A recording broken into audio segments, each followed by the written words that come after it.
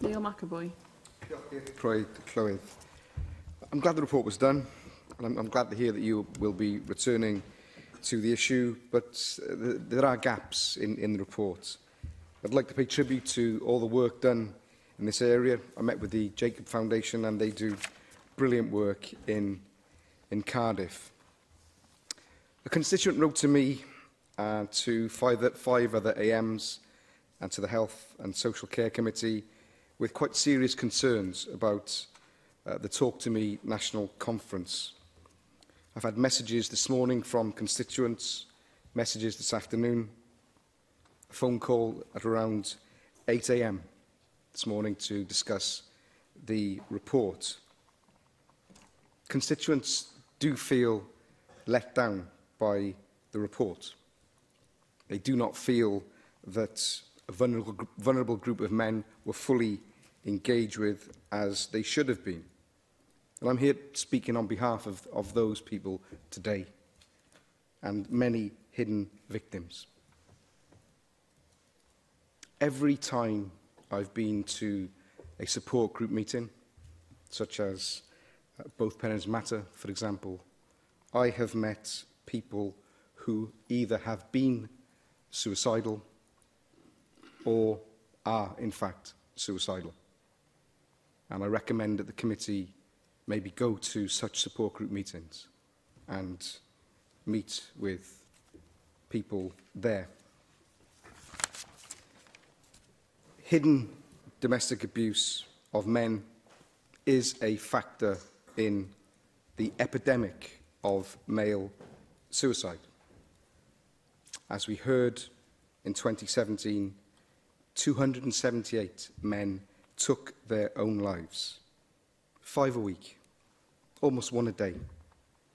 As mentioned, it is a staggering statistic, and something must be done when we hear that suicide is the biggest cause of death in men between 20 and 49 years of age.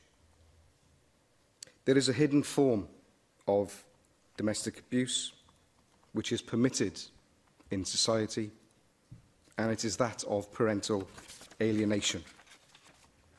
Many men who come into my office are suffering from emotional abuse and coercive control. Children are used as weapons, and everybody loses. In South Wales, the police refuse to accept such abuse as abuse, and that's a scandal. What saddens me also, I'll say this as a man, is that I see an increasing percentage of mothers facing the same abuse. Justice Wall in 2003 said, "Parental alienation is a well-recognised phenomenon." Well, it should be in the report. I'm going to read a quote from a man in a lot of pain, a father. And he said, "Quite simply, severing a relationship between a parent and child is, short of taking somebody's life, the worst thing one human being can do to another."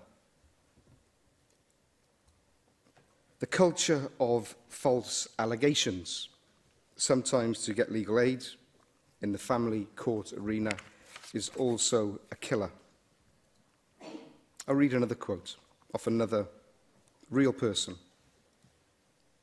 "I had my children taken away from me. Then 42 allegations were made against me. Suicide seemed the best option.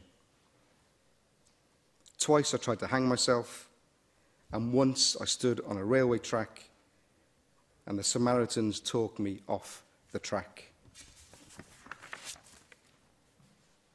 Men are criticised for not engaging and not talking about how they feel. But when you are in the family court system, you cannot talk about any suicidal feelings, any emotional turmoil, because that will be used against you to prevent you from seeing your children. And I look forward to the day when criminal justice is dealt with by Wales in a completely different way, especially in the family arena. In this city, in our capital city of Wales, there is no non-judgemental support for men. Men are always treated as perpetrators and they are screened. I want to quote a friend of Alex Skeel, a very brave man who took part in the BBC documentary. He was abused by Jordan Worth, the first female to be jailed for coercive control.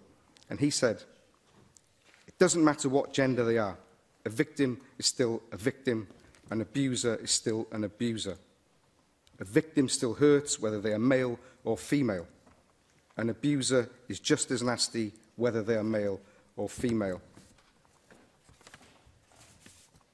I get messages from people saying that there's nowhere for them to go, and I will wind up now. You're winding up, thank you. In context, in the last few months, 2 people have contacted my office to say that our intervention with them stopped them killing themselves. One was a dad, one was a mother. Something must be done. Diolch yn fawr. Thank you. Can't you see it too? There's an elephant in the room.